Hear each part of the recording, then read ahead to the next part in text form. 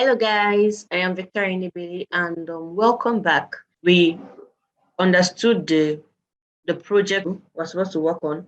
We read it out, right? And then we understood it. We knew we needed a responsive and beautiful front end. We knew we needed a button.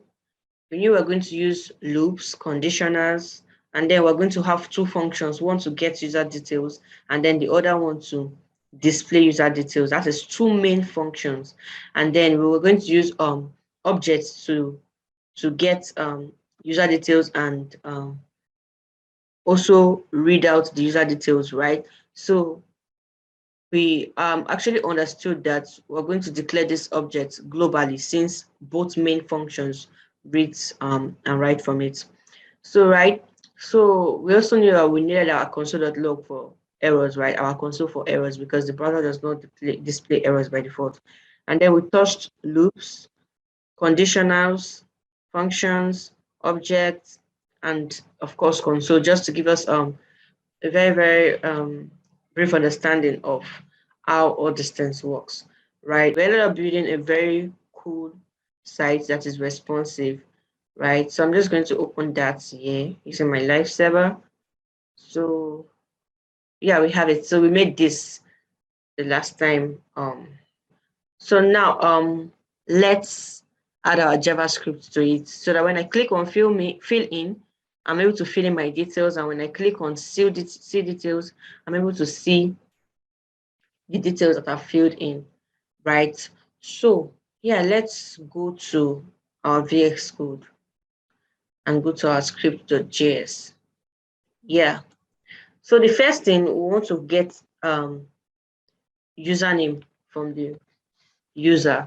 So we're just going to declare username. Let's username be equals to prompt. So we're going to prompt the user to put in a username, and then anything the user puts in will be saved in username, right? So prompt, enter your user name, right? So anything the user puts in here will be saved in this variable username. Cool. So if I go to my browser now, if I reload this, okay, I'm reloading this now, and it's not bringing up the prompt message, right? Because I didn't spell my prompt well. So now that I have it there, it will automatically pop this out, enter your username, right? So cool. So now I want to validate the username. I want to make sure that when the user enters the username, I check it if it is valid or not. And what makes it valid? According to the instructions, the instruction here, the username, according to the instruction, the username should be less than 10 but greater than 0. So I'm just going to have a function. Remember what I said about function? It is a reusable piece of code. So I'm going to call this a function. I can always use this anywhere. Validate user name. And then I'm going to take in the username as a parameter, right? Open this, and then I'm going to validate. I'm going to say, I'm going to check. So if I put in my condition there, if username is a string, right? So I can use .length to check the length. So if username.length is greater than 10, no, it's less than 10,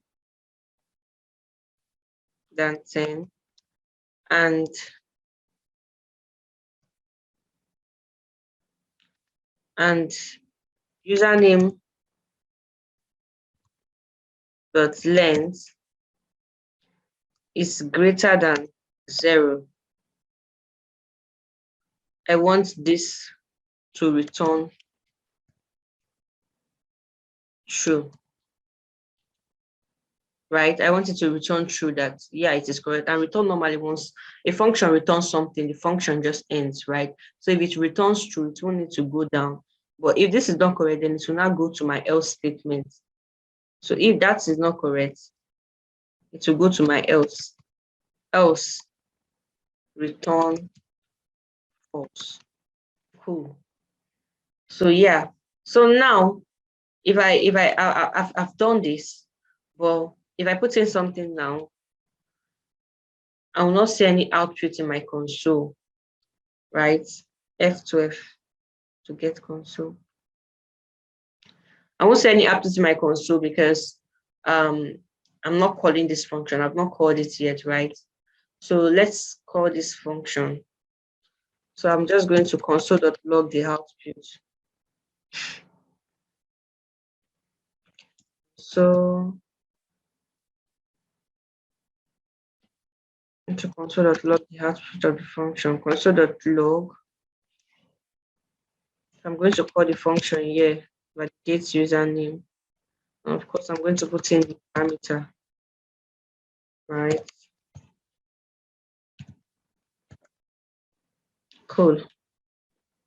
So I've called this function here, right? I'm just going to refresh this, right?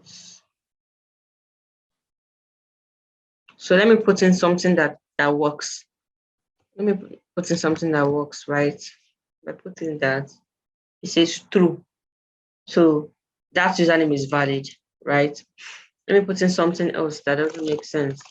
So this is obviously greater than 10, and it's also really greater than 10, which is not meant to be so. So by putting this, it says false. So yeah, I have validated the username. Now the next thing is the next thing says we should ask for email, right? And validate it. Ask for email and validate it. So we're just going to we're going to ask for email again. So let email equal to prompt.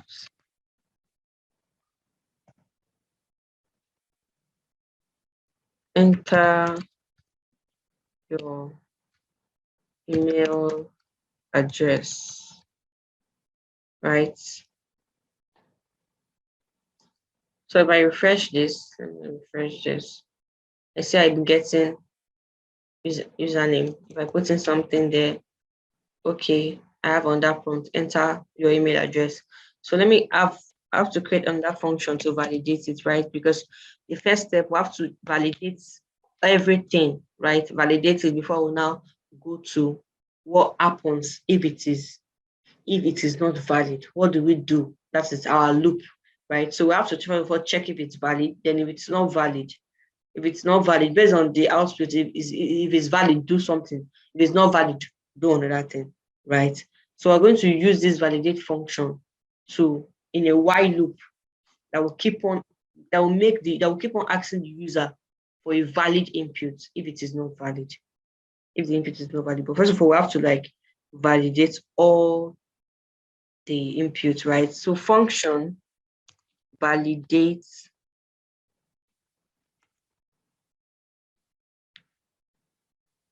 email. Let's let this. The function validates email. I'm going to take in email, right, as parameter, the email that was entered. So and I'm going to say, so if the email, so first of all, I have to have an email check, right? I have to have an email check to check if my email is valid. So to validate the email, I'm just going to get a valid check, right? I'm going to use a code I used before, right? So I'm just going to copy this, right? I'm just going to use this for my validation. So to get this, you can just go online and check validate email, get the pattern, right, for validating the email. So yeah,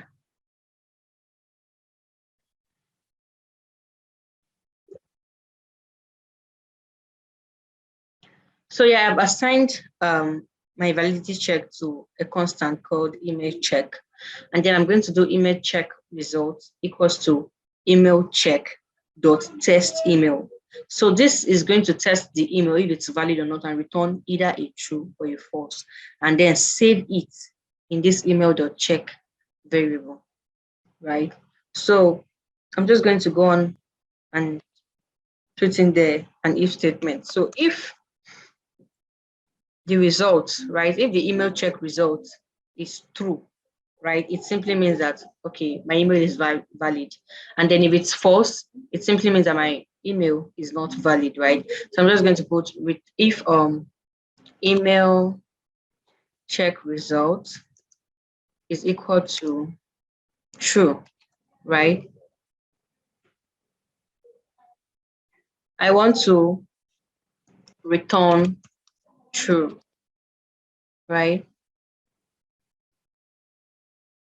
And then else, if it's not true, else, else, I want it to return false. Cool. Okay, so now that I have function, right? I have to also do what? I have to console.log the result terminal, so I see what if it's working, right? I want to console my results to the console. So I'm just going to do console.log, right? And then I'm going to call the function there, validate email. And then obviously I'm going to put an email, right? And yeah, that is it. So let's test. So I'm just going to put in, let's refresh this. I'm going to put in, let's say I am Vic as my username. And then as my email address, I'm going to put in something obviously wrong. And you can see we have true for username. Username is correct, it's valid, but the email address is not valid, right? So, but if I put in a valid email address now, anybelivk@gmail.com, if I put in a valid address, right? Oh, let's refresh that again. I'm supposed to put in the username there. So I am Vic, right?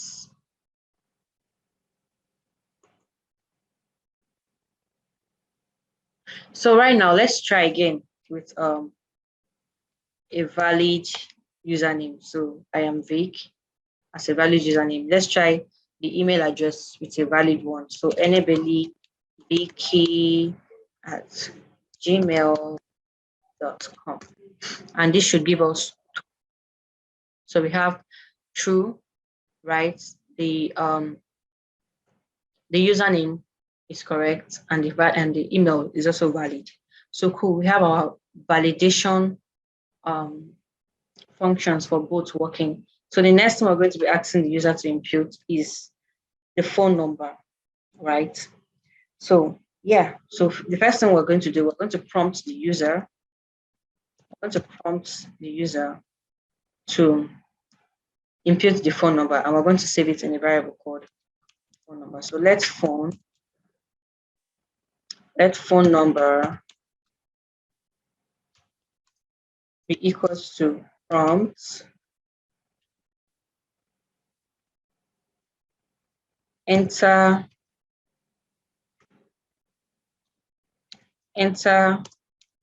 your phone number. Good. So this is going to prompt the user to enter the phone number and then save the phone number that is entered inside the variable phone number, right? So now let's have our function to validate that. So function validates phone number, right? And it's going to take in phone number, obviously. Then I'm just going to put in my conditionals here. So I'm going to have if phone number dot length. So I'm using the dot length method, right? Because it's taking the input is taking the phone number as a string, right? So if phone number dot length is equal to 11, right? Because we want our phone number to be 11 according to the instructions, then we want to return true. We want it to return true. right? And then else, if it's not 11, right? Else, return false. Yeah, so I'm just going to call this function again using console.log so we can see the result of our function. So console.log validate phone number, of course the phone number in there, right? So cool. Yeah, so let's refresh this. Going to put in a username. So let's put I am Vic. Enter. Let's put in an email address. Vicky.com. Enter. And then let's put in a phone number that is not up to 11. And you can see it returns false. Now let's try this again. Let's put in something correct.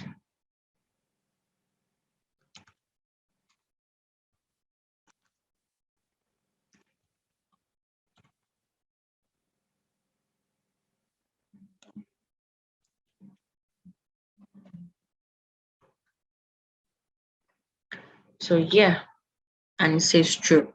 So our validation for username, email, and phone number works perfectly.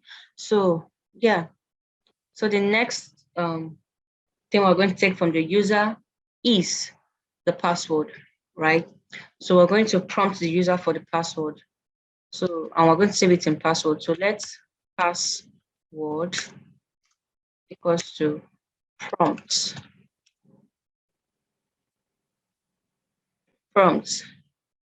Enter your password code. And then we're going to have our function to validate this. So function validates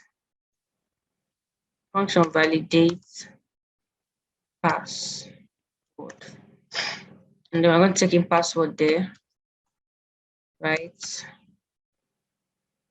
Close this. No, on the curly bracket. So function, okay, I didn't put my function where there's supposed to be a C there. Yeah, that's cool. So yeah, so function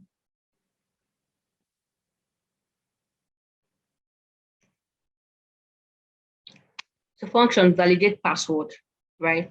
So if the password dot length is less than 6, then we want it to return false because our password must not be less than 6. So we're going to have if statement. So if password dot length is less than 6, we want it to return false, right? Else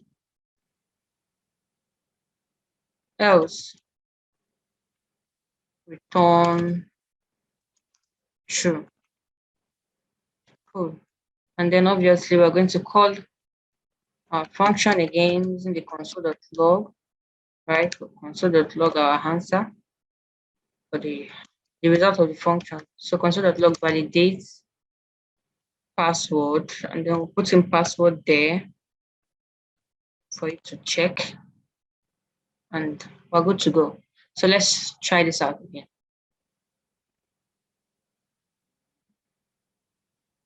So username, email address,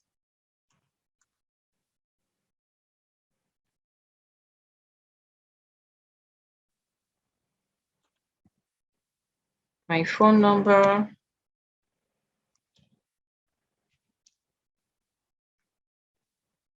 and then my password. So let me just put 1, 2, 3, 4, 5, 6. Okay, so let's try out something because it has to be what?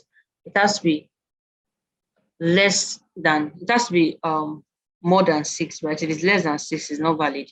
So now let's see what it returns. So it returns false, right? So clearly it is not valid. So let's try it again using the correct one. So I am Vic. I am Vic. My email address.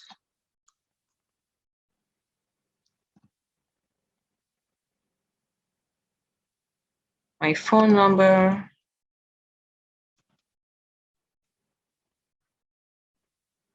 My password. So this is more than 6, it should work. So very, very valid. So now let's confirm password. So we're going to prompt the user to input a confirm password, and we're going to save it in confirm password variable, right? So confirm password equals to prompt enter no prompt confirm your password. Cool. So yeah, prompt confirm your password. So we're going to have a function as usual to validate. So function validates confirm password. Cool. So we're going to have a bracket there that takes in confirm password. And we're going to check if this matches password. So it's simple. We're going to say we're going to have our if statement as usual, and we're going to check if it matches, right?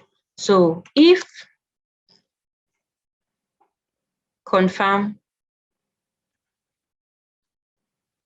password, right? If confirm password is not equal to password, it means that it is what? False. So we want to ask our function to return false. Cool. Else, that means it matches, right? Else return true. And yeah, we're going to console.log the result of the function again, so we can see if it works. So console.log validates, it's not here yet, validates on con. So console.log validates confirm password. We're going to take in the confirm password parameter, confirm password here, and yeah, sure. So let's try it out again. I'm going to refresh this. So yeah, I am Vic again. Enable Vicky at gmail.com. My phone number,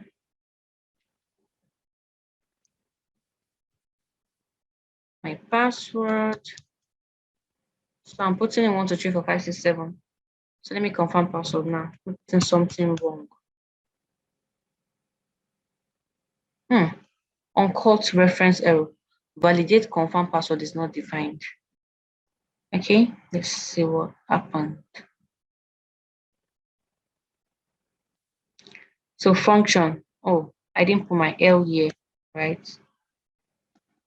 So validate confirm password. Yeah.